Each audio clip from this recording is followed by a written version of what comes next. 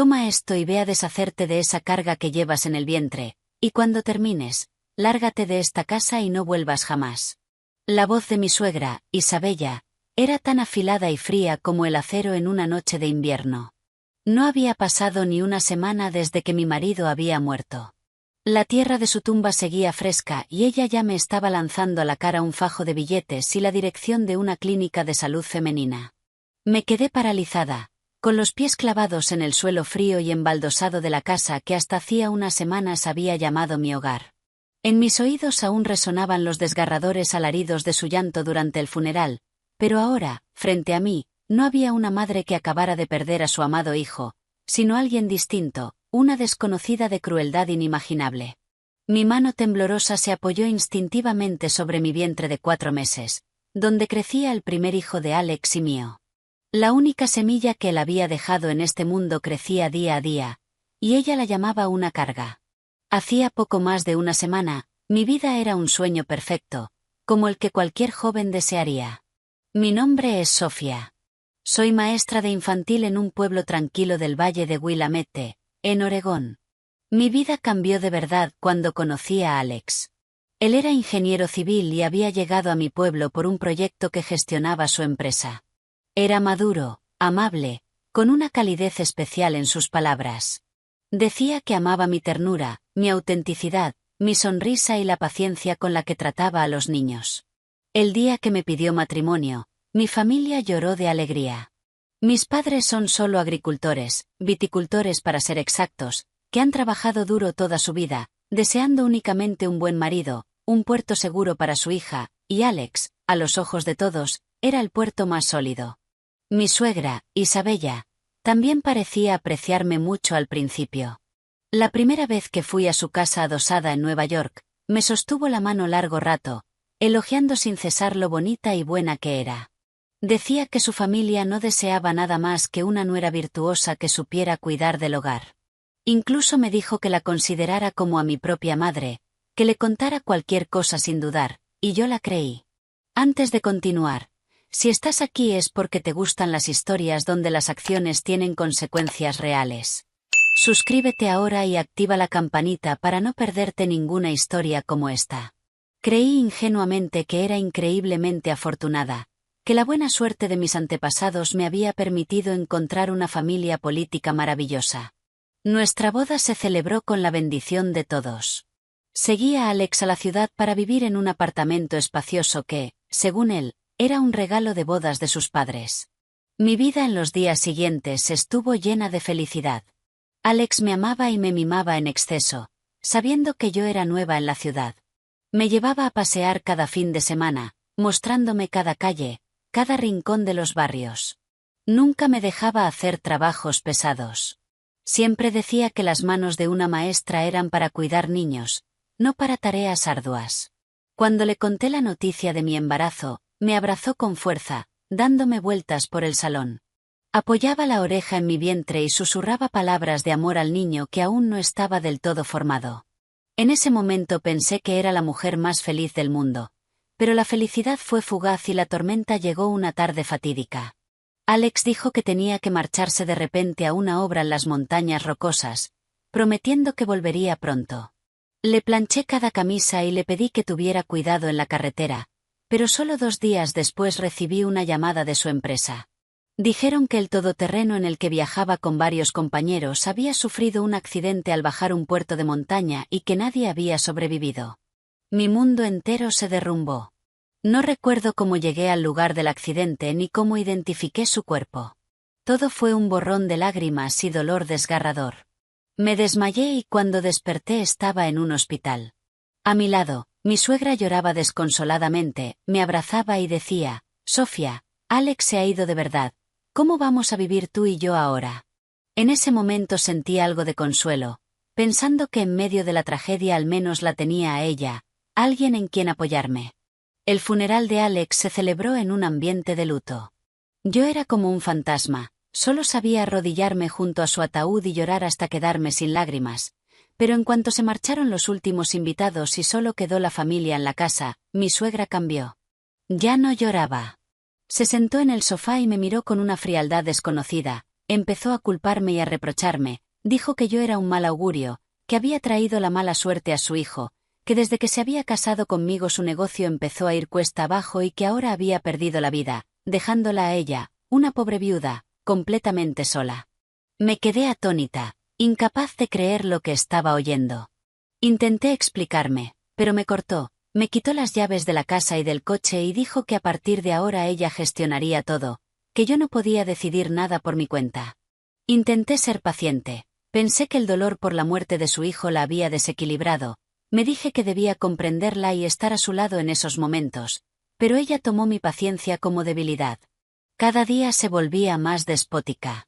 Me obligaba a hacer todas las tareas del hogar, limpiar, lavar, cocinar para los familiares que venían a dar el pésame, y en las comidas solo me daba pan duro y agua, diciendo que una mujer parásita como yo ya tenía suerte de llevarse algo a la boca.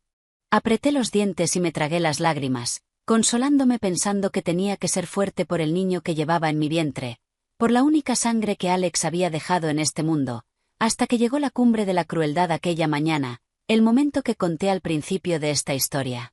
Tras lanzarme el fajo de billetes, subió directamente las escaleras, metió toda mi ropa en una vieja maleta y la tiró por la puerta. «Fuera», gritó, y el portazo resonó por toda la casa, cerrando de golpe todos los recuerdos felices y arrojándome a la calle, indefensa, sin dinero, con solo dolor, desesperación y una pequeña vida creciendo en mi cuerpo exhausto.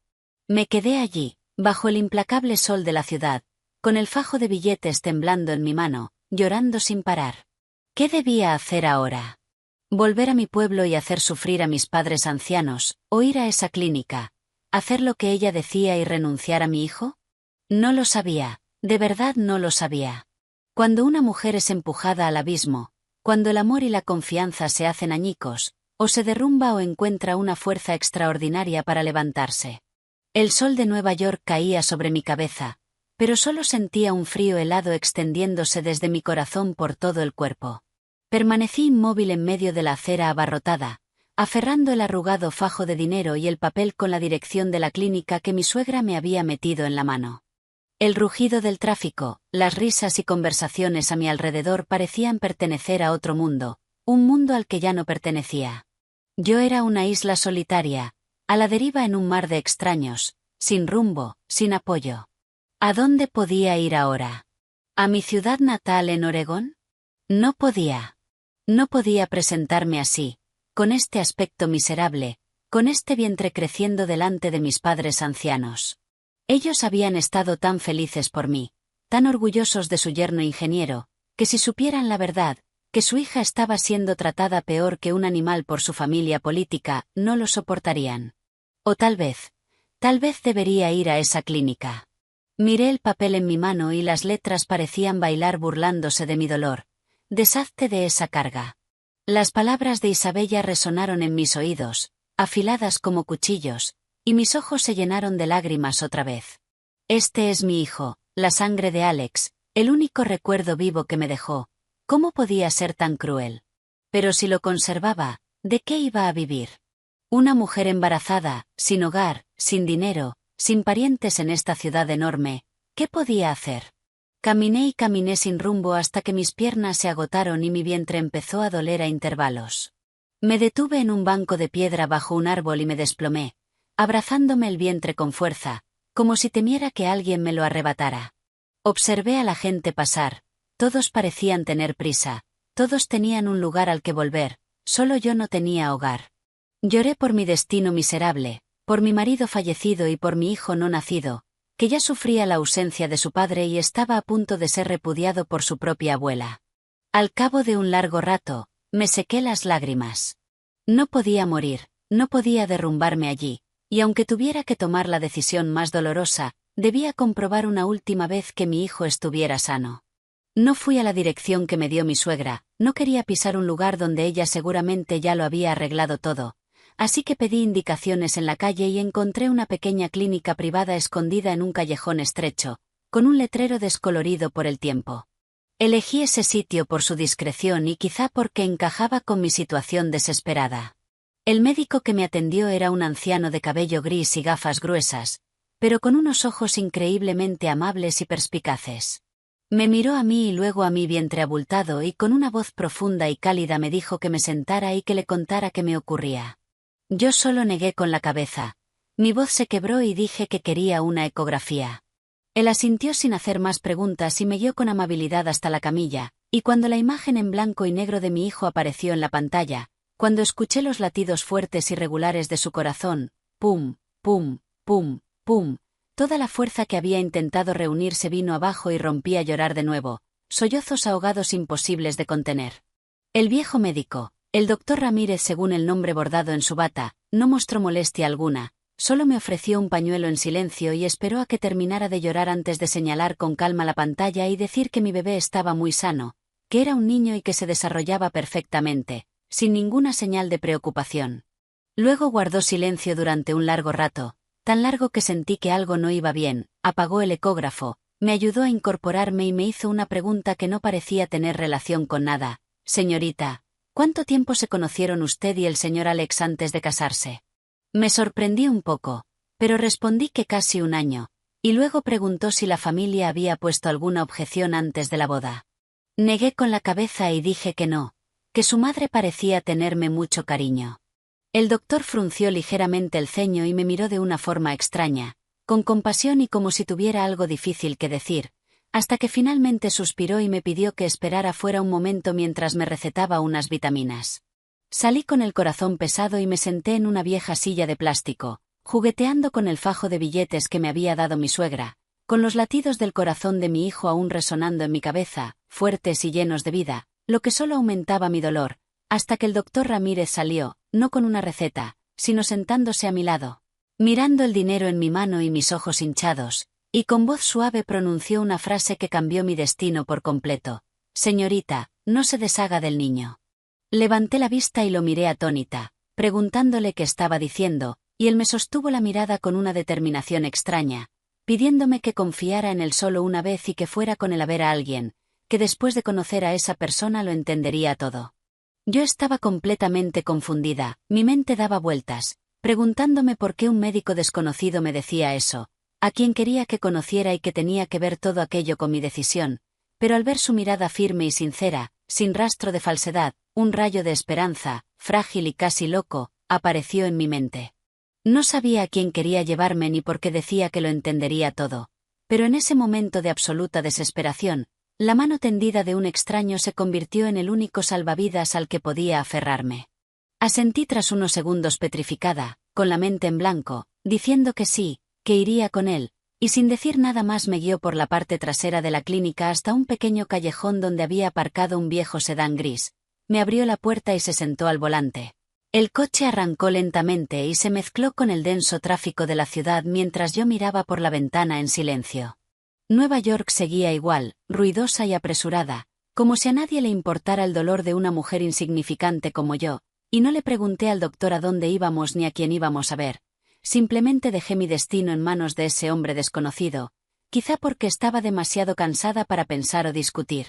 Hasta que tras aproximadamente media hora el coche se desvió hacia una zona residencial tranquila y aparcó frente a un pequeño café con una bugambilla rosa cubriendo el porche, con solo una placa de madera que decía Café Serenity.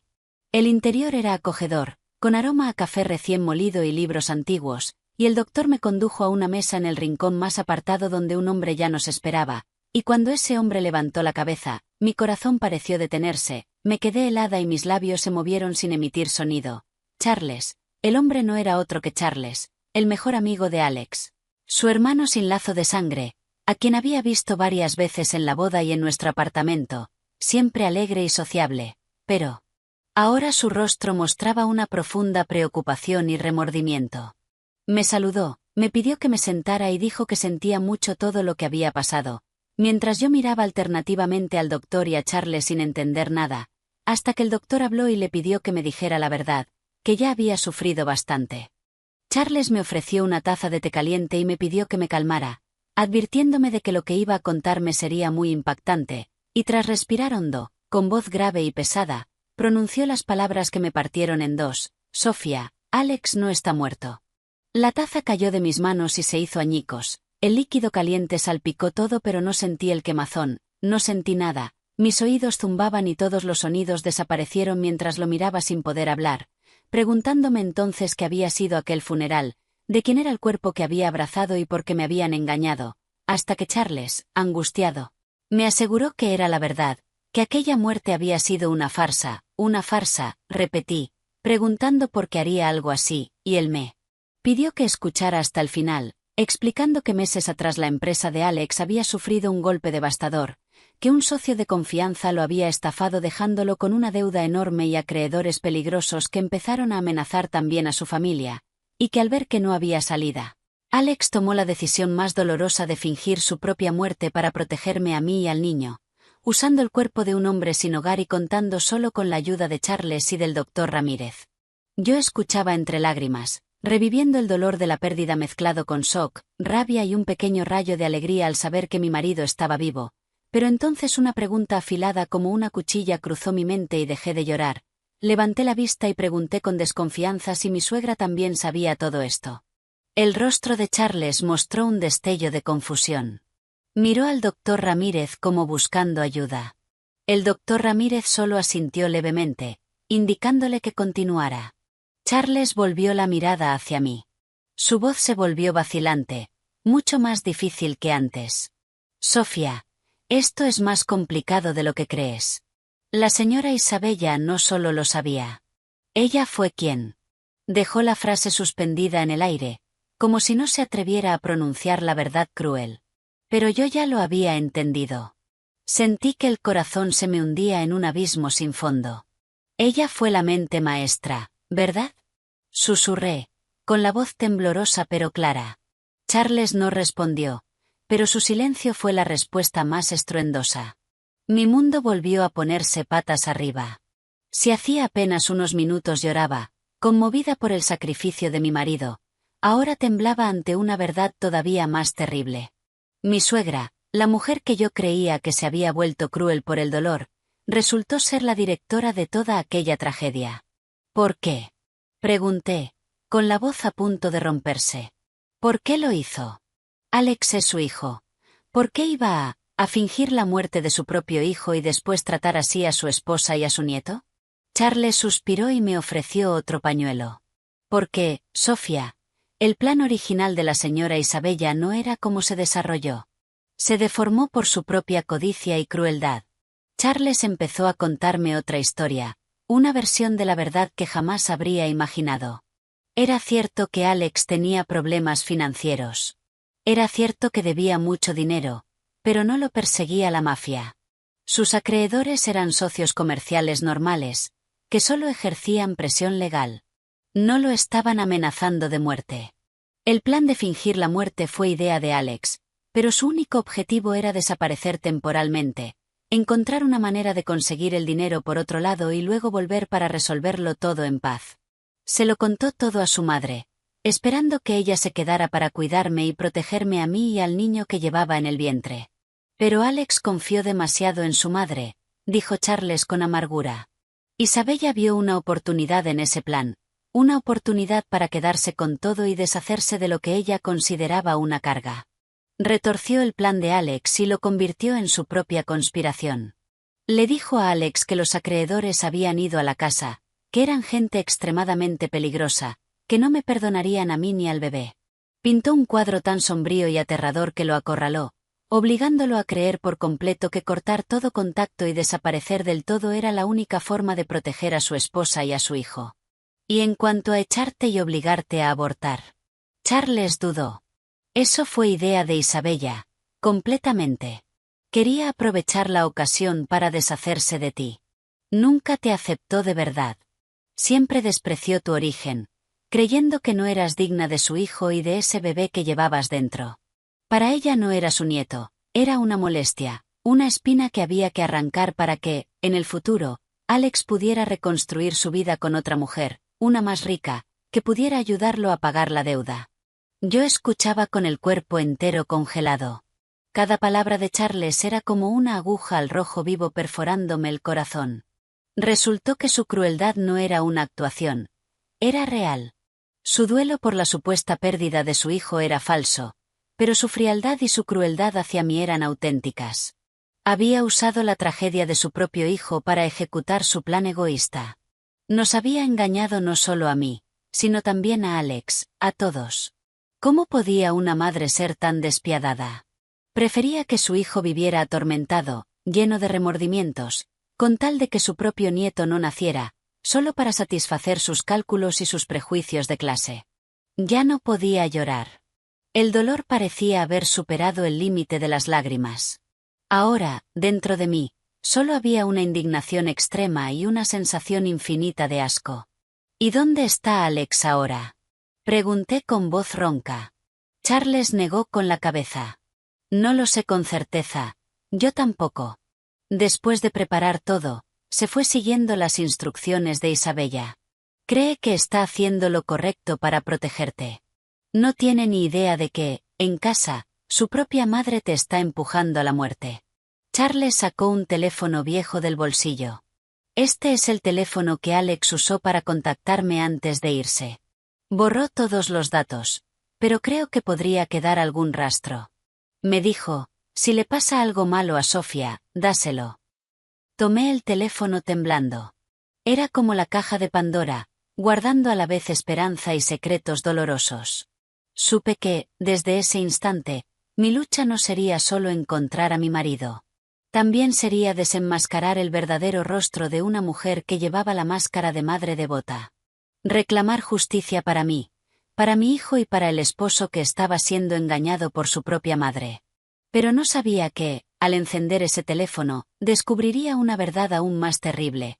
Una conspiración que no solo me apuntaba a mí, sino también a la vida de Alex.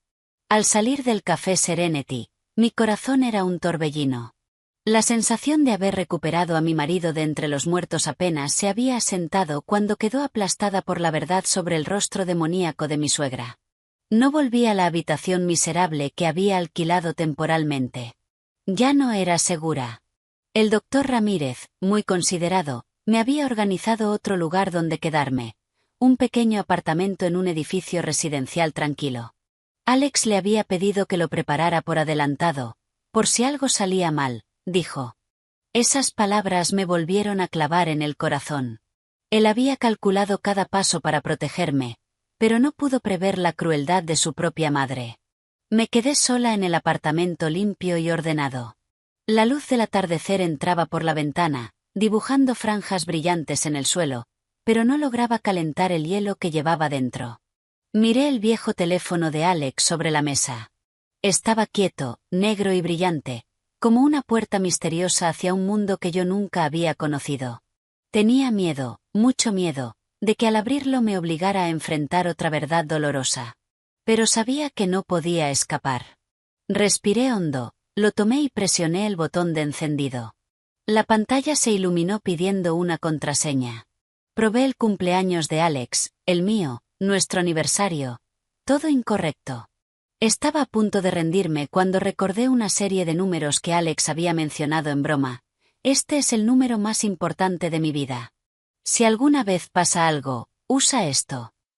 En su momento me reí, pensando que bromeaba. Temblando, introduje esa serie de números y con un clic la pantalla se desbloqueó. Ese número era la fecha prevista de nacimiento de nuestro hijo.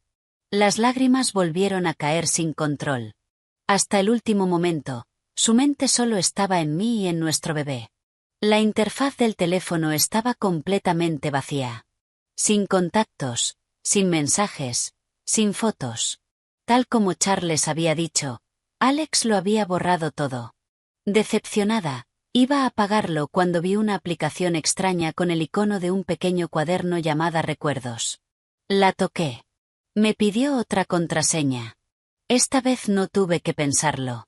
Escribí mi nombre, Sofía, y se abrió la última puerta secreta. Dentro no había diarios sentimentales, sino archivos de audio cuidadosamente ordenados por fecha, acompañados de breves notas. Reproduje el primer archivo, grabado hacía unos 6 meses, y escuché las voces de Alex y de su madre. Mamá, lo siento, de verdad te he decepcionado. Bueno, ya está hecho. A estas alturas hablar no sirve. Escúchame. Solo hay una manera de deshacerse de esos acreedores. Tienes que desaparecer. Seguí escuchando. Cada audio revelaba todo el proceso con el que Isabella había manipulado y presionado a Alex para aceptar el plan de la muerte fingida. Había exagerado el peligro, pintando un escenario en el que yo y el bebé seríamos secuestrados y torturados. Había atacado el punto más débil de Alex, el amor incondicional que sentía por mí. Pero lo que me dejó paralizada fue un archivo casi al final, grabado solo un día antes del accidente de Alex. En esa grabación, además de las voces de Alex e Isabella, había otra voz masculina, grave y ronca, la de su tío, a quien yo nunca había conocido. No te preocupes, hermana. Ya lo he organizado todo. ¿Hacemos que Alex tome esa autopista? Cuando llegue al punto exacto, los frenos del camión fallarán, por accidente. No quedará ni rastro. La policía lo declarará un trágico accidente. La voz de Isabella sonó escalofriantemente fría. Bien. Asegúrate de que quede limpio. Y en cuanto a su mujercita y esa carga, cuando Alex se haya ido, me ocuparé de ellas yo misma. Me quedé inmóvil en la silla. El teléfono se me cayó de la mano al suelo con un golpe sordo. Me zumbaban los oídos. La sangre se me heló. Accidente. Los frenos fallarán. Esto ya no era un plan para fingir una muerte. Era una conspiración de asesinato. Ella, la mujer a la que yo llamaba mi suegra, no solo quería fingir la muerte de su hijo, quería matarlo de verdad. Quería que su hijo muriera de verdad para quedarse con toda la fortuna y deshacerse de mí y del nieto que odiaba. Unas náuseas me subieron por la garganta. Corrí al baño y vomité con violencia. Aquella verdad era demasiado cruel, demasiado horrible, más allá de cualquier cosa que pudiera imaginar. Creí que era malvada, pero jamás imaginé que fuera un demonio con piel humana, capaz de matar al hijo que ella misma había traído al mundo. Me desplomé en el suelo frío del baño, temblando de arriba abajo. Ahora lo entendía todo.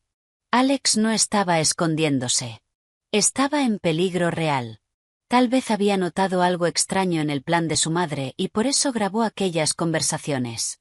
Tal vez no siguió la ruta que le habían preparado. Pero, ¿dónde estaba? ¿Estaba a salvo? Recogí el teléfono. La mano me seguía temblando. Sabía que no podía derrumbarme allí. Tenía que encontrarlo. Tenía que salvarlo. Esta lucha ya no era solo reclamar justicia.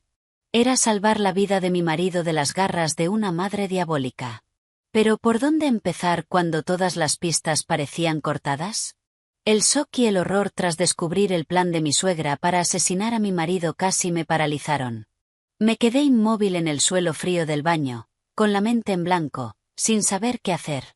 Salvar a Alex. ¿Pero cómo? Ni siquiera sabía dónde estaba. Llamar a la policía. Pero la única prueba era una grabación en un teléfono viejo. ¿Me creerían? ¿O pensarían que era una viuda en shock diciendo disparates? Me sentía atrapada en una niebla espesa, sin salida, sin un solo rayo de luz. En ese instante, sonó el timbre. Di un salto. ¿Quién podía ser a esa hora? ¿Serían los hombres de Isabella viniendo a ocuparse de mí? Contuve la respiración y me acerqué de puntillas a la puerta para mirar por la mirilla. Afuera estaba Charles, muy inquieto, mirando a todos lados sin parar. Dudé un momento, pero decidí abrir. En cuanto me vio, Charles soltó un suspiro de alivio. Dios mío, Sofía, ¿por qué no contestabas el teléfono? ¿Estás bien? Yo solo negué con la cabeza, lo dejé entrar y cerré con llave. No dije nada, solo le tendí el teléfono de Alex con la mano aún temblorosa. Charles lo tomó, mirándome raro. Abrí la aplicación Recuerdos y señalé la última grabación.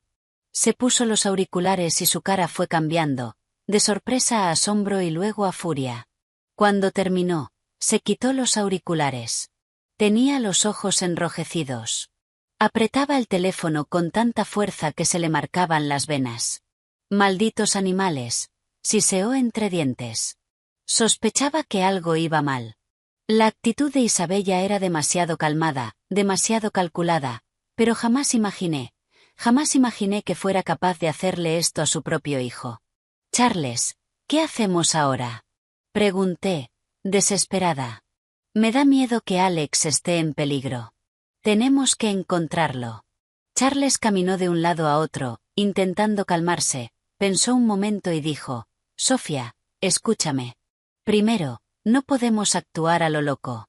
Si Isabella descubre que hemos descubierto su plan, no dudará en usar cualquier medio para silenciarnos, y Alex estará en aún más peligro. Segundo, intentaré contactar con Alex. Antes de irse, acordamos unas señales secretas por si había una emergencia. No sé si funcionará, pero tenemos que intentarlo. ¿Y yo? Pregunté. Charles me miró con determinación. Tú tienes que seguir actuando. Tienes que interpretar el papel de esposa compungida y miserable, que cree por completo la historia que tu suegra ha creado. Tienes que hacerle creer que sigues en la palma de su mano. Solo entonces bajará la guardia y nos dará tiempo para movernos. Las palabras de Charles fueron como un rayo de luz en mi mente caótica. Era verdad. No podía derrumbarme ahora. Tenía que estar tranquila, tenía que ser fuerte. Tenía que convertirme en la mejor actriz para engañar a ese demonio. Al día siguiente llamé a mi suegra. Lloré por teléfono, le dije que lo había pensado, que no podía vivir sin mi hijo, que no abortaría, pero también le dije que estaba demasiado destrozada para quedarme en esa casa, que encontraría un lugar tranquilo para llevar el embarazo y esperar el nacimiento del bebé. Isabella, al otro lado de la línea, tras un momento de silencio, sorprendentemente aceptó. Bueno, si ya lo has decidido, haz lo que quieras. Considéralo una oportunidad que te doy. Colgó. Yo sabía que no accedía por compasión, sino porque mi desaparición haría su plan aún más perfecto. Una viuda tan consumida por el dolor que se marcha y no vuelve jamás, un guión demasiado creíble. En los días siguientes, Charles y yo empezamos una carrera contra el tiempo. Charles, a través de sus contactos, intentaba seguir las pocas pistas que Alex pudiera haber dejado. Por mi parte, empecé mi propia investigación. Recordé cada detalle de mis días con Alex. Frases sueltas, lugares que había mencionado, amigos a los que veía poco. Y entonces, un recuerdo borroso me atravesó. Un retiro. Él dijo que era donde su abuela materna había pasado sus últimos años. Dijo que era un lugar muy tranquilo, lejos del mundo. Incluso bromeó, si algún día nos cansamos demasiado, nos retiraremos aquí. En su momento me reí, pero ahora mi instinto me decía que había algo allí. Busqué rápidamente información en Internet. Se llamaba el Retiro de San Judas, en lo profundo de las montañas Adirondack, a casi un día en coche desde la ciudad, un lugar prácticamente aislado del mundo exterior. ¿Podría estar allí? Se lo conté a Charles. Él también lo vio como una pista valiosa. Alex quería mucho a su abuela. Ese podría ser el único lugar seguro que se le ocurriera, dijo Charles. Pero el camino es largo y peligroso. Y tú estás embarazada. No puedes ir. Déjame ir a mí. Negué con la cabeza. No. Tengo que ir. Tengo que verlo con mis propios ojos. Además, si vas tú solo, quizá no se muestre, pero si estoy yo, tal vez confíe más. Tras discutirlo un rato, Charles aceptó por fin, con la condición de que el doctor Ramírez nos acompañara para cuidarme. El viaje para rescatar a mi marido acababa de empezar. Pero yo no sabía que aquel viaje hacia las montañas salvajes no sería solo una búsqueda, sino otra trampa esperándonos, y que el cazador esta vez era alguien que jamás habría imaginado. La decisión estaba tomada. No podíamos perder ni un segundo. Esa misma noche preparamos el viaje hacia los Adirondack. Charles organizó el alquiler de una furgoneta amplia y discreta. El doctor Ramírez preparó meticulosamente un botiquín completo, desde medicación y vitaminas para el embarazo hasta suministros de emergencia. Yo solo empaqué un par de prendas holgadas y, lo más importante, el viejo teléfono de Alex. Era mi talismán, la única prueba capaz de cambiar el rumbo de todo. Al amanecer del día siguiente, mientras la ciudad aún estaba envuelta en la neblina de la mañana, nuestro coche salió en silencio, dejando atrás la metrópolis ruidosa y conspiradora. Yo iba en el asiento trasero, con la mano apoyada instintivamente en el vientre. Mi pequeño parecía percibir la tensión de su madre.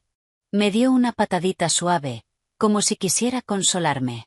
Miré por la ventana. Los edificios altos quedaron atrás, dando paso a campos verdes y a las conocidas carreteras rurales. Una sensación indescriptible me inundó. Iba camino de salvar a mi marido, a quien todo el mundo creía muerto. Un viaje tan absurdo como heroico. Durante el trayecto casi no hablamos. El doctor Ramírez se giraba de vez en cuando para preguntarme si estaba cansada, si necesitaba descansar. Charles se concentraba en conducir, con el rostro tenso y decidido. A veces me miraba por el retrovisor, con una expresión llena de preocupación y un toque de remordimiento. Yo sabía que se culpaba por no haber visto antes el verdadero rostro de Isabella, por haber permitido que yo sufriera sola. El viaje duró casi 2 días. El paisaje fue cambiando sin parar, de llanuras fértiles a colinas onduladas y, por fin, a las carreteras de montañas sinuosas y peligrosas de los Adirondack. Cuanto más nos adentrábamos, más puro y frío se volvía el aire. Pequeños pueblos de piedra se aferraban a las laderas. El humo subía perezoso de las chimeneas, una escena pacífica que contrastaba por completo con la tormenta que me desgarraba por dentro. Por fin, en una tarde gris, después de preguntar varias veces, llegamos al pie de la montaña donde comenzaba el sendero que subía al retiro de San Judas. El retiro se aferraba a la cima, apareciendo y desapareciendo entre las nubes. El camino era un sendero estrecho, empinado y resbaladizo, de piedra. El coche no puede subir. Tendremos que ir andando, dijo Charles mirando la pendiente. Sofía, ¿puedes? Asentí sin dudar. Puedo, aunque tenga que arrastrarme, llegaré. Empezamos a subir. El doctor Ramírez caminaba a mi lado, siempre listo para sostenerme. Charles iba delante, apartando ramas que bloqueaban el paso. Mi vientre, ya de 5 meses, hacía cada vez más difícil caminar. Con cada paso me faltaba el aire. Pero cada vez que pensaba en Alex, en que quizá estuviera allí arriba solo y en peligro, encontraba fuerzas para seguir. Después de casi 1 hora luchando cuesta arriba, por fin vimos ante nosotros el portón antiguo del retiro. No era grande. Estaba construido por completo de piedra y madera, con un aire solemne cubierto de musgo. El silencio era tan profundo que se podía oír caer las hojas y el murmullo de un arroyo lejano. Un par de monjes ancianos barrían hojas en el patio. Al vernos, juntaron las palmas, inclinaron la cabeza y siguieron con su trabajo. Fuimos directos a la capilla principal. El abad, un hombre de más de 70 años, con barba y cabello blancos, meditaba frente al altar. Al vernos, abrió lentamente los ojos. Eran amables y brillantes. Pax vobiscum, peregrinos, quienes vienen de tan lejos deben de estar cansados, dijo con una voz cálida y resonante. Charles juntó las manos con respeto. Padre, venimos buscando a alguien. Se llama Alex. Puede que haya venido a quedarse aquí hace aproximadamente 1 semana. El abad nos miró en silencio, uno por uno. Su mirada se detuvo en mí y en mi vientre abultado durante largo rato. Finalmente negó con la cabeza. Lo siento, peregrina. Nunca he oído ese nombre, y no hemos tenido huéspedes que hayan pedido quedarse recientemente. Sentí que el corazón se me hundía. Toda la esperanza, todo el esfuerzo de la subida, pareció evaporarse. Nos habíamos equivocado. Alex no estaba allí. La decepción fue tan grande que casi me caí. El doctor Ramírez me sostuvo rápido. En ese instante entró corriendo un novicio joven, juntó las palmas y se dirigió al abad. Padre, el huésped de la celda del ala oeste me ha pedido que baje al pueblo a comprar unas medicinas. El abad asintió. Ve, hijo mío. El novicio se giró para irse, pero Charles lo detuvo. Un momento, joven. ¿Podrías decirme cómo es el huésped del ala oeste? Respondió el novicio con inocencia. Es alto. Parece muy amable. Lleva aquí solo unos días. Dijo que vino a encontrar paz. Ah, y también me dijo que, si alguien pregunta, diga que aquí no hay nadie. El corazón se me puso a 1000. Era él. Tenía que ser él.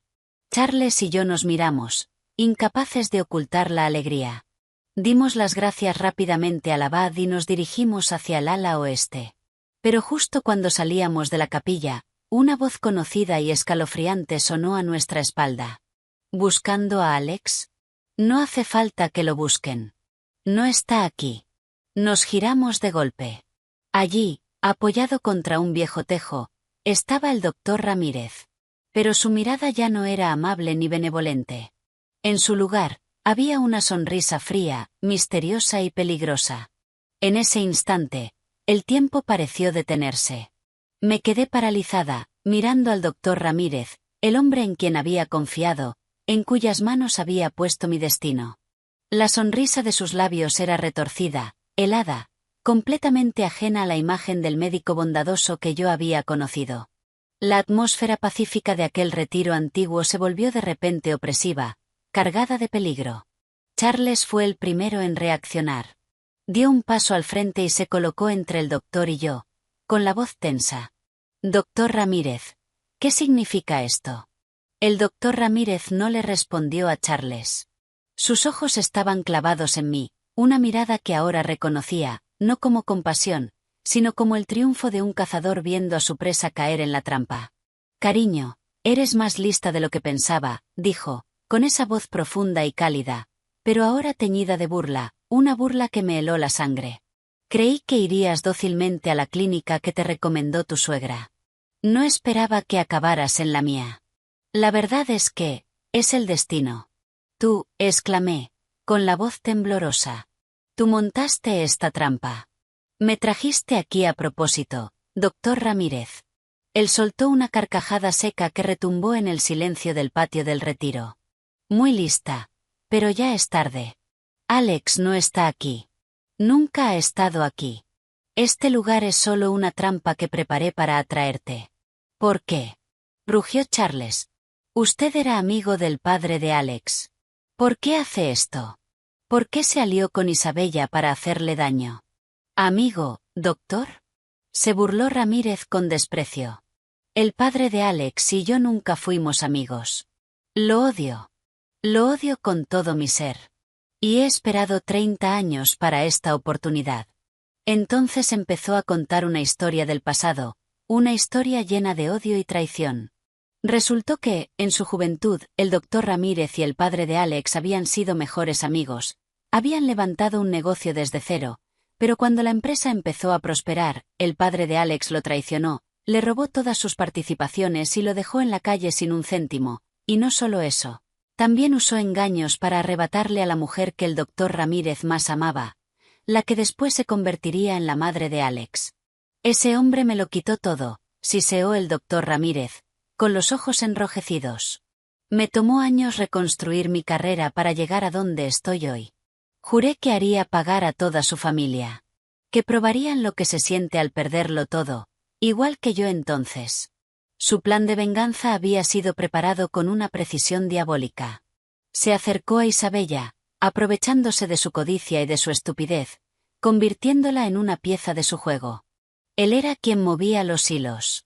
«Ella cree que es tan lista, pero no es más que una marioneta estúpida», se mofó el doctor Ramírez. «¿Y Alex? Alex es igual que su padre. Tonto e ingenuo.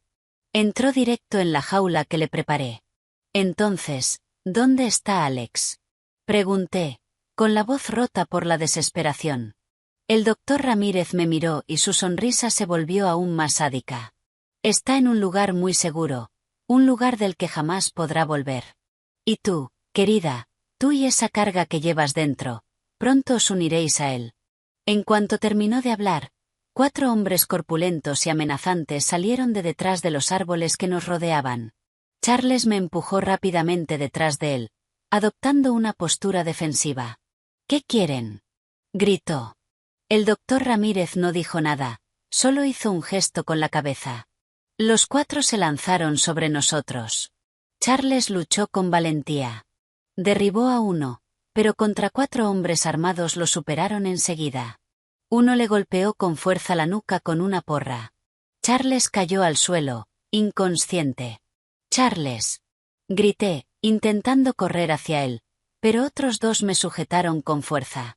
Me retorcí, arañé, pero fue inútil. ¿Qué fuerza puede tener una mujer embarazada contra 2 hombres robustos? El doctor Ramírez se acercó despacio. Sacó una jeringa con un líquido amarillento del bolsillo de su chaqueta. Tranquila, chica, dijo con una dulzura repugnante. No dolerá. Solo un momento, y todas tus preocupaciones se acabarán. Vi cómo la aguja afilada se acercaba. El pánico me atrapó. No, no puedo morir. Mi hijo. Tengo que proteger a mi hijo. Reuní toda mi fuerza y mordí con todas mis ganas el brazo del hombre que me sujetaba. Él gritó de dolor y aflojó el agarre. Aproveché el instante, me zafé y eché a correr desesperada hacia la capilla principal, gritando sin parar: ¡Socorro, socorro! ¡Asesinos! Pero el retiro estaba demasiado desierto. Mis gritos solo rebotaban y se perdían en el silencio. Me alcanzaron enseguida. Justo cuando uno iba a agarrarme, una figura con un hábito marrón apareció de repente y, con un bastón, golpeó con fuerza la mano del hombre. Era el abad. A pesar de su edad y su fragilidad, su mirada era severa y llena de autoridad. Se plantó entre ellos y yo, y gritó: «Pax vobis. Este es un lugar sagrado. No podéis cometer actos impuros aquí». El doctor Ramírez frunció el ceño, sorprendido por la intervención del monje, pero después se burló. «Viejo, si valoras tu vida, apártate. Esto no es asunto tuyo». El abad no se inmutó. «Peregrino, aún estás a tiempo de arrepentirte. Quien siembra vientos recoge tempestades. ¿Cuándo acabará esta cadena de venganza?». Mientras discutían, me di cuenta de algo. El viejo teléfono de Alex. Aún lo llevaba en el bolsillo del abrigo. Temblando, lo saqué y, sin que se notara, abrí la aplicación Recuerdos y presioné el botón de grabar. No sabía si serviría de algo, pero era lo único que podía hacer. Y parecía que el cielo no había cerrado todas las puertas para mi hijo y para mí. A lo lejos, el sonido de una sirena se hizo cada vez más fuerte. El ruido de un coche patrulla rompió el aire mortalmente silencioso del retiro. El doctor Ramírez y sus matones se quedaron congelados. Se les puso la cara pálida. La seguridad sádica de su rostro fue sustituida por pánico. «Maldita sea. ¿Cómo hay policía aquí?», murmuró, y luego se giró hacia sus hombres y gritó: «Vámonos, rápido». Ya no se atrevieron a perder tiempo.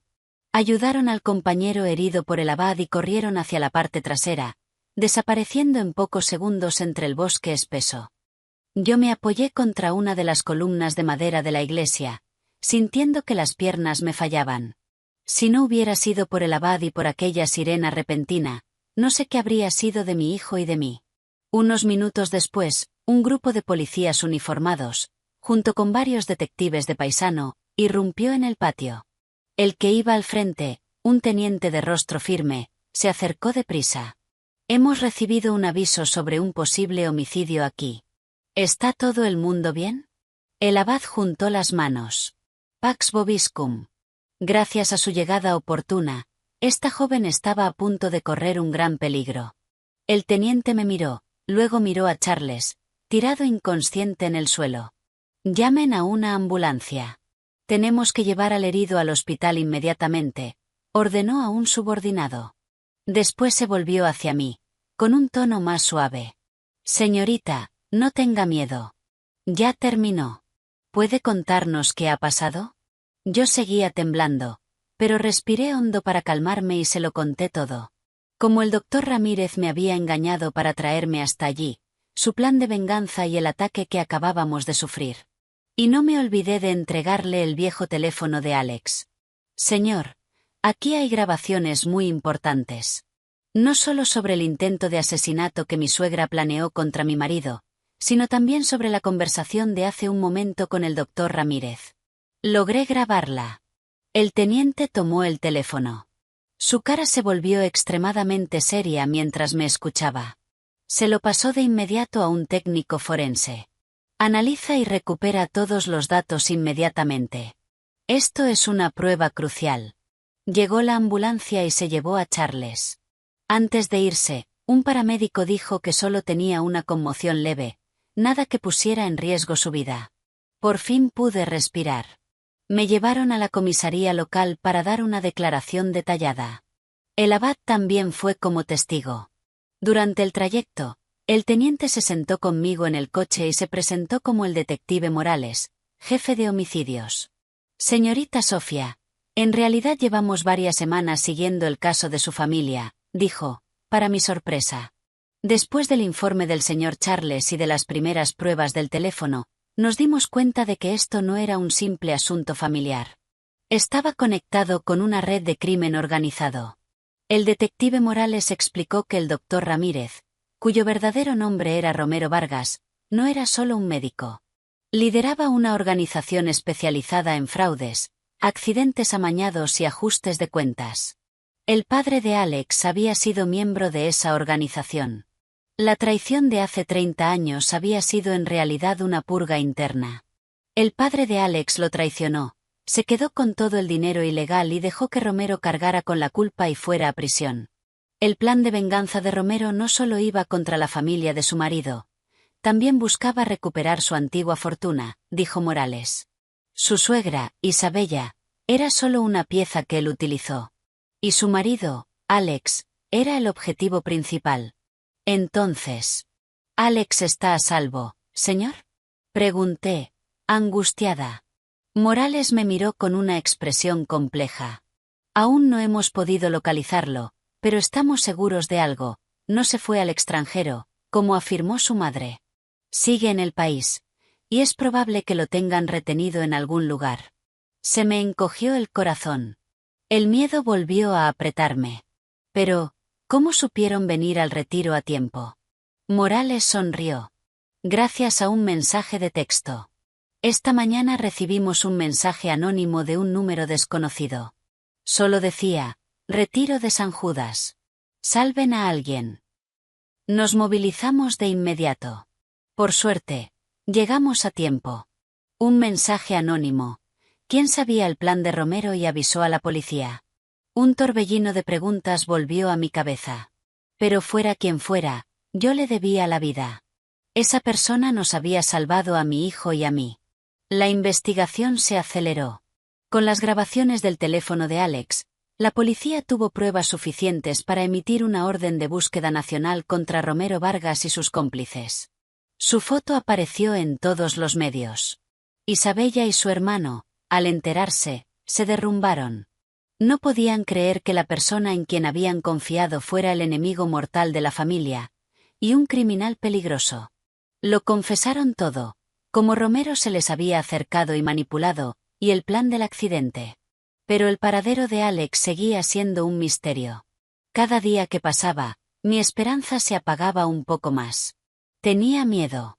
Miedo de no volver a verlo nunca. ¿Qué haríamos mi hijo y yo? Pero una semana después, justo cuando estaba a punto de perder toda esperanza, una llamada inesperada de un hospital en un condado montañoso remoto encendió una luz tenue. Dijeron que acababan de ingresar a un paciente, víctima de un accidente de coche, con amnesia y sin identificación. La única seña distintiva era una cicatriz larga en el brazo izquierdo. Una cicatriz larga en el brazo izquierdo. El corazón se me detuvo un instante. Recordaba esa cicatriz perfectamente. Un recuerdo de la universidad, cuando Alex se cayó de la moto una vez llevándome de paquete. Se había convertido en una marca inconfundible. ¿Está cerca del codo? Pregunté temblando, aferrándome a esa esperanza frágil. Sí, señorita, respondió la enfermera al otro lado.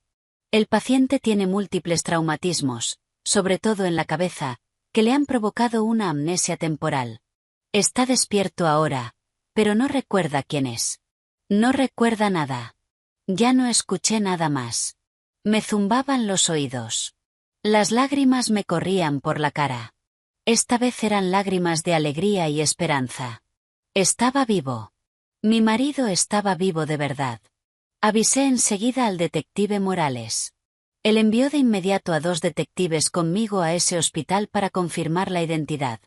El viaje hasta ese hospital rural fue incluso más largo que el del retiro, pero no sentí cansancio.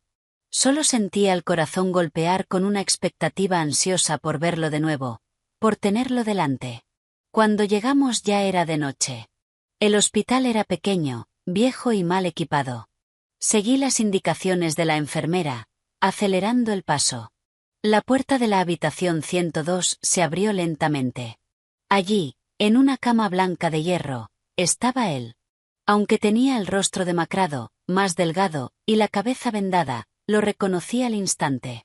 La misma frente alta, la nariz recta, los labios finos que tanto amaba.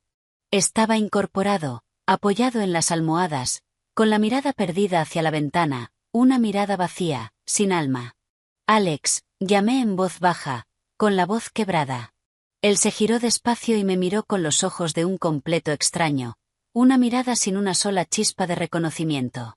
Me miró a mí, luego a mi vientre abultado, con curiosidad, pero sin reconocerme. Se me rompió el corazón. Me había olvidado de mí de verdad.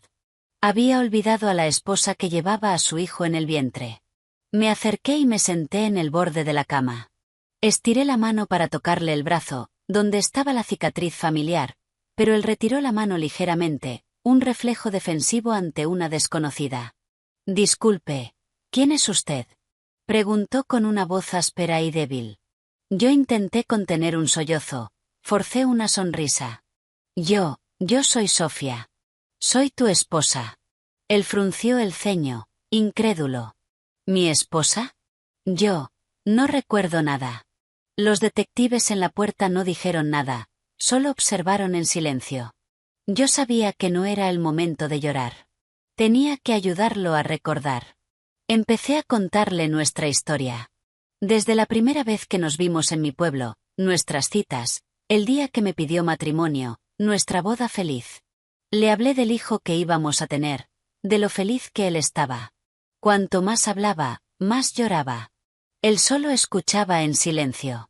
Su mirada seguía perdida, pero parecía que algo se movía, una emoción mínima.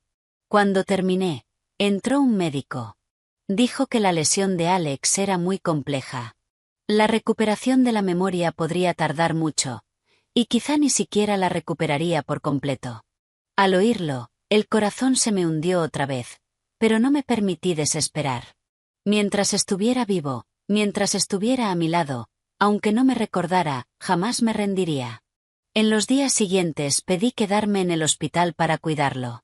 No quería separarme de él ni un segundo.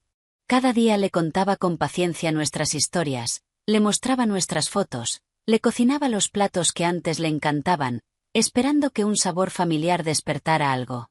Pero la respuesta era siempre su silencio y su mirada vacía. Mientras tanto, la investigación policial avanzaba a pasos agigantados. Con la declaración de Isabella y las pruebas reunidas, habían reducido los posibles escondites de Romero. El detective Morales me dijo que Romero era un zorro viejo, astuto, que no sería fácil atraparlo. Pero también creía que la justicia, aunque lenta, siempre llega. Una tarde, mientras yo pelaba una manzana para Alex, él habló de repente. «Dices que eres mi esposa, entonces, ¿por qué?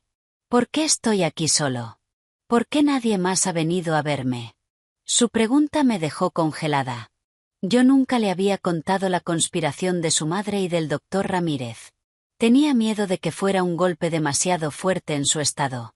Solo le dije que la familia estaba ocupada con asuntos importantes y no podía venir. Pero parecía que, incluso sin memoria, su instinto seguía intacto. Me miró, y su mirada ya no era la de un extraño total, sino que tenía un matiz de examen. ¿Me estás ocultando algo? Yo no supe qué responder. Bajé la cabeza y seguí pelando la manzana en silencio. No sabía que esa misma pregunta sería la llave que abriría una puerta cerrada con cerrojo en su memoria, y que la verdad que estaba a punto de recordar estaría ligada a un secreto aún más sorprendente: la identidad de la persona que avisó a la policía para salvarme aquel día. La pregunta de Alex me retumbaba en la cabeza y no me dejaba encontrar paz. Había perdido la memoria, pero su instinto era increíblemente agudo. Yo sabía que no podría ocultárselo para siempre. Por dolorosa que fuera la verdad, tenía derecho a saberla. Pero, ¿cómo contárselo, si cada detalle de esa historia podía ser una puñalada para su mente ya frágil? Decidí empezar por lo más simple.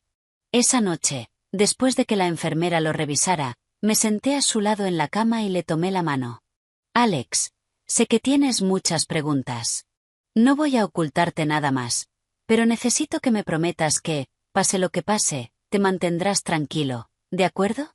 Él me miró, aún con duda, pero al final asintió levemente. Empecé a hablar despacio, intentando que la voz no me temblara. No le conté de inmediato el plan de asesinato de su madre y del doctor Ramírez. Solo le hablé de las dificultades de su empresa, de su decisión de fingir su muerte para protegerme. Le conté mi dolor, creyendo que lo había perdido para siempre. Le conté cómo me trató su madre después. Cuanto más hablaba, más me era imposible contener las lágrimas. Alex escuchó en silencio. Su mano, dentro de la mía, apretó un poco. No dijo nada, pero vi en sus ojos vacíos cómo empezaban a formarse olas de emoción. Entonces, ¿mi madre te echó y te obligó a deshacerte de nuestro hijo? Dijo por fin, con la voz ronca, incrédula. Yo asentí. Las lágrimas volvían a caer. Pero no lo hice, me quedé con nuestro hijo.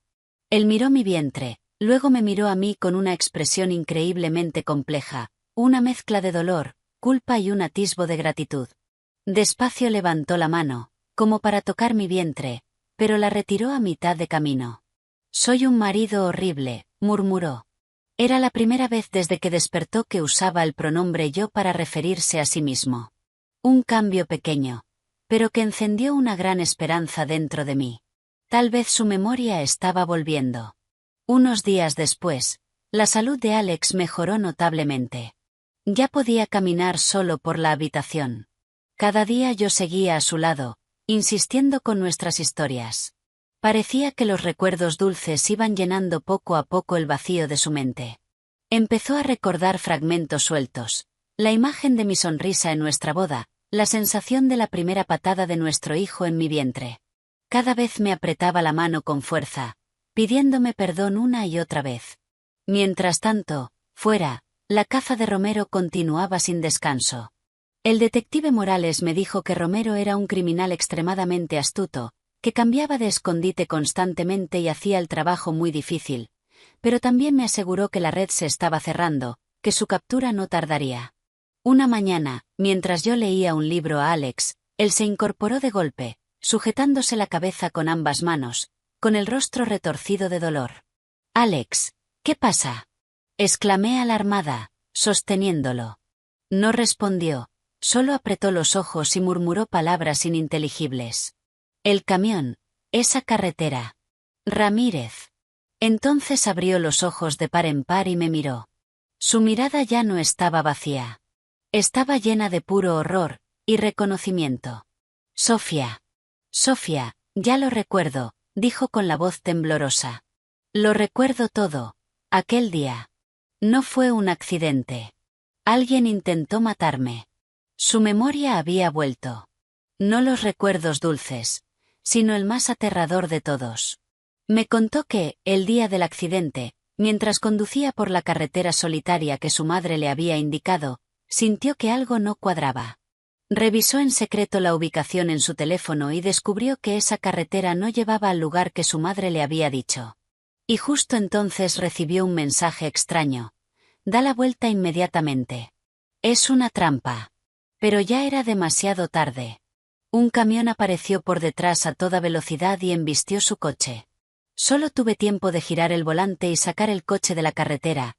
«Hacia el precipicio», dijo Alex, aún temblando. Después, ya no recuerdo nada hasta que desperté en este hospital. ¿Un mensaje extraño? ¿Quién te lo mandó?, pregunté, con el corazón desbocado. Alex frunció el ceño, intentando recordar. «No lo sé. Era un número no guardado. Pero recuerdo que, antes de irme, le di mi número de teléfono de respaldo a una persona. Alguien en quien confiaba, alguien que podría ayudarte si me pasaba algo. Le dije que, si no podía contactarme, avisara a la policía». Me quedé helada. ¿Quién era esa persona? La persona que envió el mensaje de advertencia a Alex era la misma que avisó a la policía para rescatarme en el retiro. Esa persona conocía todo el plan de Romero, pero nos había estado ayudando en secreto, desde las sombras. ¿Quién era ese héroe misterioso, y por qué lo hacía? El recuerdo terrorífico del accidente dejó a Alex muy agitado. No paraba de hablar del camión, la carretera de montaña y el mensaje de advertencia. Con mucha dificultad, junto con las enfermeras, logramos calmarlo y le administraron un sedante. Al verlo dormido, con el rostro aún marcado por el miedo, sentí un dolor agudo en el pecho por todo lo horrible que tuvo que vivir, y solo. En cuanto se durmió, llamé de inmediato al detective Morales para informarle.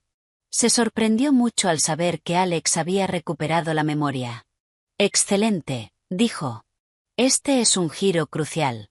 El testimonio de Alex será la prueba más directa y contundente para acusar a Romero y a sus cómplices de intento de asesinato. Quédate a su lado, cuídalo y anímalo. Pronto enviaremos a alguien para tomarle declaración oficial». Pero lo que más me intrigaba era la identidad de esa persona misteriosa. Se lo pregunté a Alex cuando estuvo más calmado. Él frunció el ceño, esforzándose por buscar en su memoria dañada. No lograba recordar quién era. «Sofía», dijo con una voz impotente. «Solo recuerdo que era un viejo amigo, alguien en quien confiaba muchísimo, pero con quien había perdido el contacto. Me lo encontré por casualidad unos días antes de que pasara todo. Sentí que algo no iba bien con el plan de mi madre, así que le di el número de respaldo y le pedí que te vigilara. Un viejo amigo con el que había perdido el contacto». La información era demasiado vaga, pero yo estaba segura de que esa persona había jugado un papel crucial en todo el caso. No solo había salvado la vida de Alex y la mía, sino que probablemente sabía otros secretos que aún no conocíamos. En los días siguientes, mientras esperábamos la recuperación completa de Alex, por fin pasamos tiempo de verdad juntos, sin engaños, sin secretos. Recordamos el pasado, hablamos del niño que estaba a punto de nacer. El dolor y el miedo parecían habernos unido más, haciendo que nuestro amor fuera más profundo y más fuerte que nunca. Una semana después, el detective Morales y varios inspectores fueron al hospital para tomar la declaración oficial de Alex. Él relató todo con detalle y claridad. Su testimonio encajaba perfectamente con las pruebas que la policía ya había reunido. Con este testimonio, tenemos fundamentos suficientes para emitir una orden de captura internacional contra Romero Vargas, dijo Morales. No podrá escapar. Mientras tanto, en nuestra ciudad, se celebró el juicio contra Isabella y su hermano con pruebas irrefutables. Ambos recibieron condenas justas por fraude y conspiración para causar daño. Yo no asistí al juicio. Para mí, todo había terminado. Solo esperaba que usaran el resto de sus vidas en prisión para arrepentirse de sus pecados. Nuestra vida fue volviendo poco a poco a la normalidad. La salud de Alex mejoró rápidamente. Ya podía caminar solo, y su memoria estaba casi completamente restaurada. Lo único era que seguía sin recordar quién era ese amigo misterioso. Era como un nudo sin desatar en nuestros corazones. Hasta que una tarde, mientras recogía las pertenencias de Alex que el hospital había guardado desde su ingreso, encontré algo pequeño en el bolsillo de su chaqueta. Era un llavero de madera con una hoja de arce finamente tallada. Lo tomé y sentí que me resultaba familiar. Yo lo había visto antes en algún sitio. Se lo enseñé a Alex. Él lo agarró, lo giró una y otra vez, y de repente, se le iluminaron los ojos. «La hoja de arce, el café Maple Leaf», murmuró. «Eso es». Allí me reuní con él. Y su memoria regresó de golpe, como un río desbordado. Esa persona es Marcus. Marcus. Me quedé atónita. Imposible. Charles ha estado conmigo todo este tiempo, ayudándome a buscarte. ¿Cómo iba a ser él el ayudante misterioso? Si lo sabía todo desde el principio, ¿por qué no me lo dijo? No, el Charles que tú conoces, explicó Alex deprisa. Se llama igual, pero es otra persona. Marcus fue mi mejor amigo en la universidad, pero su familia se mudó al extranjero y perdimos el contacto. Me lo encontré por casualidad en ese café. Marcus, un nombre completamente desconocido para mí. Pero entonces, ¿por qué nos ayudó? ¿Y por qué eligió hacerlo en silencio? En ese instante, sonó mi teléfono. Era un número desconocido. Dudé un momento, pero contesté. ¿Hola? Sofía, soy Marcus. Una voz masculina, profunda y desconocida sonó al otro lado. Creo que ya es hora de que nos veamos. Me quedé helada. El héroe misterioso por fin se mostraba. Pero, ese encuentro traería respuestas, o abriría la puerta a otro secreto impactante. Aquella llamada inesperada del hombre llamado Marcus me dejó tan conmocionada como expectante. Tras tantos días de conjeturas, el héroe silencioso por fin había decidido aparecer. Acepté verlo. Quedamos para la tarde siguiente en el mismo café Maple Leaf donde él y Alex se habían reencontrado por casualidad. Alex quiso venir conmigo, pero me negué. Quería enfrentarme a esa persona sola, escuchar con mis propios oídos las respuestas a todas las preguntas que se me habían acumulado dentro. Llegué unos minutos antes. El café era pequeño y acogedor, decorado con un estilo vintage. Elegí una mesa cerca de la ventana, desde donde podía ver a la gente pasar. El corazón me latía rápido, mezcla de anticipación y nervios. ¿Quién era realmente ese hombre? ¿Y cuál era su verdadero propósito? A la hora acordada, un hombre alto, vestido con una camisa blanca sencilla pero elegante, entró al café, miró alrededor y caminó directo hacia mi mesa. Tenía el rostro firme e inteligente, y destacaban sus ojos profundos, como si guardaran muchas historias. «Hola, Sofía. Soy Marcus», dijo extendiéndome la mano. Su voz era profunda y cálida, exactamente como la que había escuchado por teléfono. Le estreché la mano, sintiendo el calor y la firmeza de su apretón. «Hola. Gracias por venir, y gracias por todo». Marcus sonrió, una sonrisa leve, pero con un matiz de tristeza. «De nada. Solo hice lo que creí correcto». Nos sentamos. Tras unos segundos incómodos de silencio, fui directa al grano. «Señor Marcus, de verdad no entiendo por qué nos ayudó, ni cómo conocía tan bien los planes del doctor Ramírez». Marcus no respondió de inmediato. Miró por la ventana con una expresión lejana, como si reviviera una historia larga. Por fin se giró hacia mí y reveló una verdad que me dejó aún más aturdida que cuando descubrí la conspiración de mi suegra. «¿Por qué, Sofía? Romero Vargas es mi padre biológico». Sentí como si una corriente eléctrica me recorriera el cuerpo. Padre biológico. El doctor Ramírez, el demonio que había destrozado mi familia, era el padre del hombre que nos había salvado la vida. Era demasiado absurdo, demasiado ilógico. ¿Cómo es posible? Balbuceé. Si es tu padre, ¿por qué fuiste contra él? ¿Por qué fui contra él? Marcus continuó por mí, con la voz cargada de amargura. Porque no merece que lo llamen padre. Es un monstruo, y yo lo sé mejor que nadie. Marcus empezó su historia. Él era el resultado de una aventura extramatrimonial entre Romero y su madre. Su madre fue engañada y abandonada por el justo después de que Marcus naciera. Su infancia fue una sucesión de días vividos entre el desprecio y el rechazo de los demás. No fue hasta que creció que descubrió la verdad sobre su padre. Lo buscó no por cariño, sino por una respuesta, pero solo encontró frialdad y negación. Me veía como una mancha, una existencia molesta, dijo Marcus, apretando los puños. Pero no me rendí. He estado siguiéndolo en secreto durante años, reuniendo pruebas de sus crímenes. Quería sacarlo a la luz, hacer que pagara por lo que le hizo a mi madre y a sus otras víctimas. El encuentro casual con Alex fue un punto de inflexión.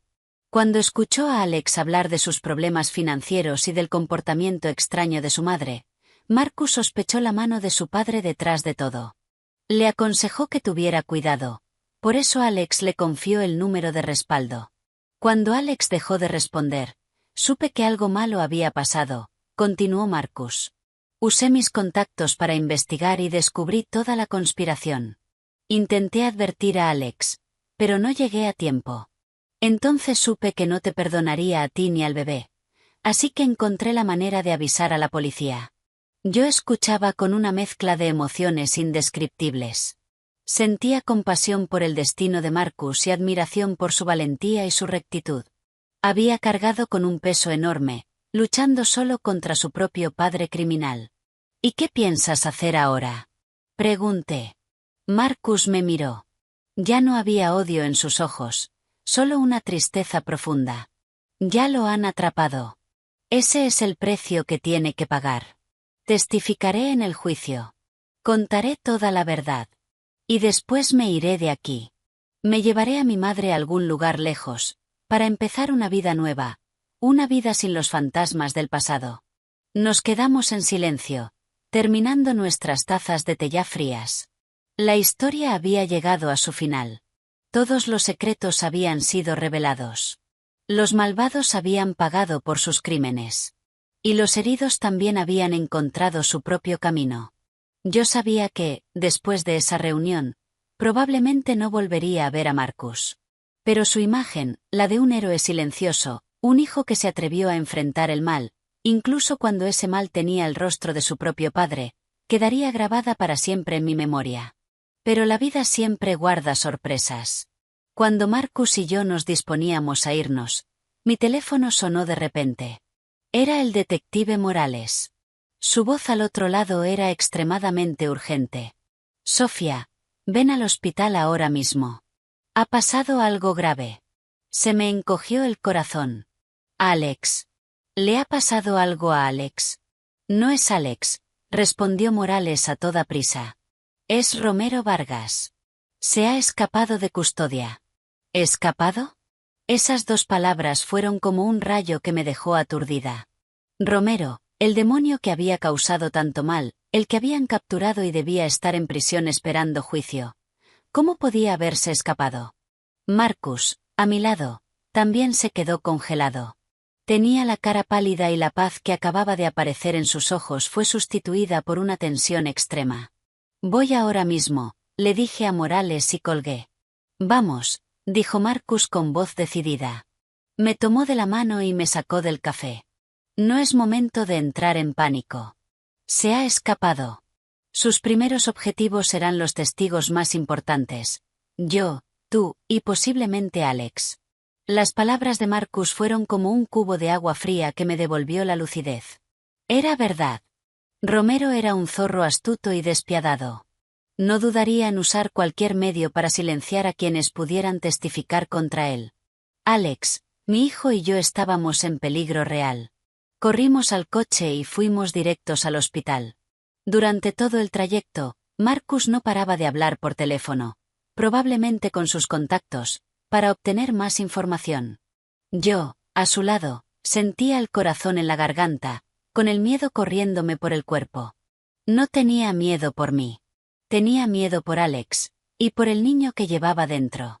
Cuando llegamos al hospital, la zona ya estaba acordonada por la policía. El detective Morales nos esperaba en la entrada, con el rostro serio. En cuanto nos vio, se acercó deprisa. Gracias a Dios están bien, dijo con un alivio evidente. ¿Qué ha pasado? ¿Cómo pudo escaparse? Preguntó Marcus sin rodeos. Morales suspiró. Fingió un infarto. Aprovechó el traslado al hospital para tratamiento. Se coordinó con algunos de sus hombres que lo esperaban afuera. Atacaron a los agentes que lo custodiaban y huyeron. Lo tenían todo planeado. ¿Y Alex? Pregunté, angustiada. Está a salvo, nos tranquilizó Morales. Hemos puesto vigilancia 24 horas en su habitación. No podrá acercarse. Pero el problema es que no podemos protegerlos para siempre.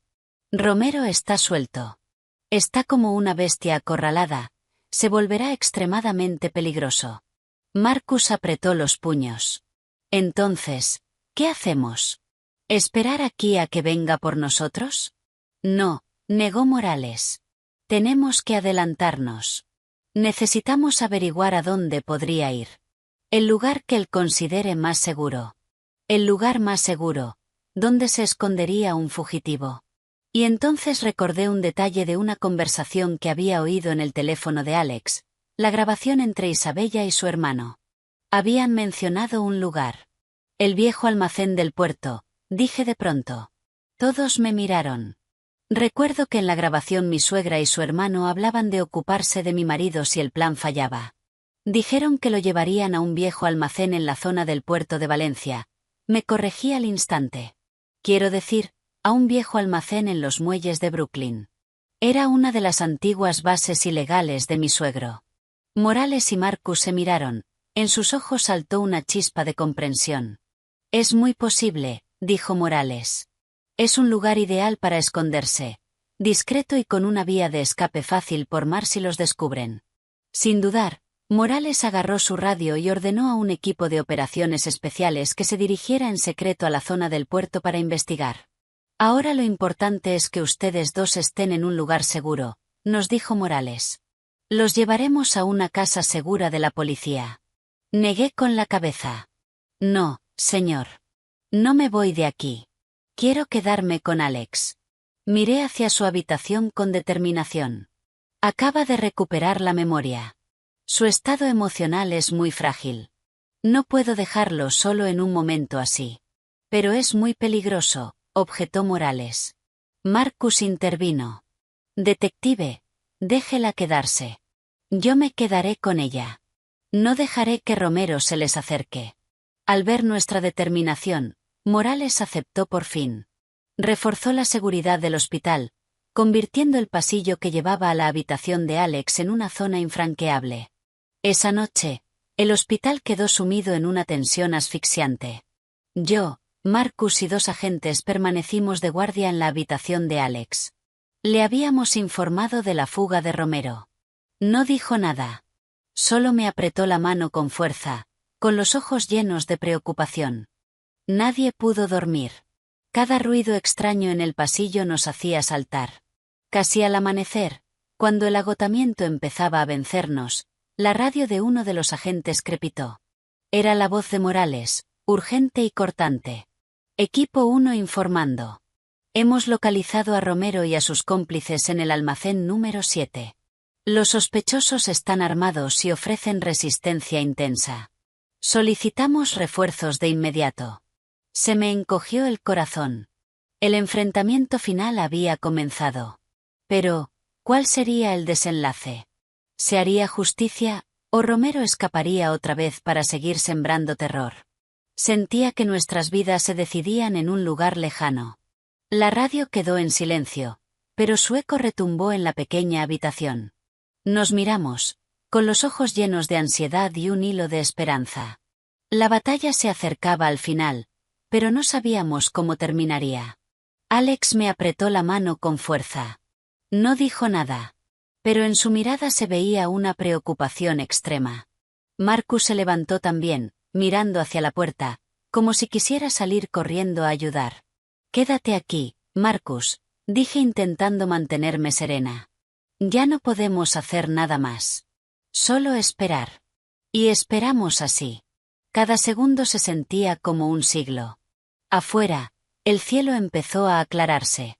La luz tenue del amanecer entraba por la ventana, pero no lograba disipar el peso del ambiente. Casi 1 hora después, la radio volvió a crepitar. Esta vez era la voz de Morales, cansada, pero con un alivio inconfundible. El sospechoso Romero Vargas y todos los cómplices están bajo custodia. Caso cerrado. Soltamos un suspiro colectivo. Un peso enorme pareció desprenderse de nuestros hombros. Alex me abrazó con fuerza. Sus lágrimas me cayeron sobre el hombro. Creí que no volvería a verte, ni a ti ni al bebé, dijo entre sollozos. Lo siento, Sofía. Lo siento por haberte hecho pasar por tanto. Yo le acaricié la espalda, con mis propias lágrimas corriéndome por las mejillas. Está bien, amor. Mientras estés vivo, mientras estemos juntos, eso es lo único que importa. Marcus nos observó sonriendo, una sonrisa de verdadera paz. Unos días después, Alex recibió el alta. Decidimos no volver al viejo apartamento, un lugar lleno de demasiados recuerdos dolorosos. Nos mudamos a un sitio más seguro, un pequeño piso en otro edificio, bajo protección policial, hasta que todo se resolviera por completo. El juicio contra Romero Vargas y sus cómplices se celebró poco después. Con pruebas irrefutables, desde las grabaciones de Alex hasta los testimonios de Marcus, el mío y el de la propia Isabella, Él y sus matones recibieron las condenas máximas por asesinato, fraude y crimen organizado. Isabella y su hermano también recibieron condenas adicionales por su complicidad. Por fin se hizo justicia. Unos meses después, di a luz a mi hijo en un hospital normal, sin lujo ni espectáculo. Era un bebé precioso y regordete, idéntico a Alex. Él lo miró con los ojos llenos de lágrimas. «Es nuestro milagro, Sofía», dijo con la voz cargada de emoción. Después de todo, Alex y yo decidimos empezar de cero. Él no volvió a su antigua empresa. Con el poco dinero que nos quedaba y la ayuda de Marcus, abrió un pequeño taller de carpintería especializado en muebles hechos a mano. Dijo que quería una vida simple, sin más intrigas ni ambición. Yo regresé a mi trabajo como maestra en un jardín de infancia cerca de nuestra casa. Nuestra vida ya no era lujosa como antes, pero estaba llena de risas y de paz. El verdadero doctor Ramírez, el médico bondadoso que me ayudó, se convirtió en un miembro indispensable de nuestra pequeña familia. Venía a vernos a menudo, cuidando de mi salud y del bebé como si fuera un abuelo adoptivo. Charles, el mejor amigo de Alex, también pasaba con frecuencia. ¿Y Marcus? Marcus encontró un nuevo trabajo, una nueva vida, libre de los fantasmas del pasado. Él y su madre se mudaron de la ciudad a un pueblo costero tranquilo, buscando la serenidad que tanto merecían. Pasaron los años. Nuestro hijo creció sano e inteligente. Alex y yo le contábamos a menudo nuestra historia, las tormentas que habíamos atravesado y cómo lo habíamos logrado juntos. Le enseñamos sobre la bondad, el coraje y que la justicia siempre prevalece, por mucho que tarde. Una tarde, mientras estábamos en el pequeño jardín de nuestra nueva casa, Alex me tomó la mano. «Sofía, ¿recuerdas lo que una vez te dije? Si algún día nos cansamos demasiado, nos retiraremos al retiro de San Judas». Yo sonreí, apoyando la cabeza en su hombro. «Lo recuerdo. Pero ahora siento que no necesito retirarme a ningún sitio.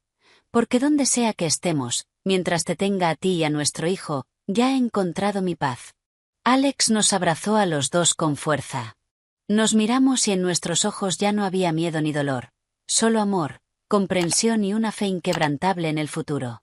Si esta historia resonó contigo, dale like, suscríbete y compártela con alguien que necesite escucharla.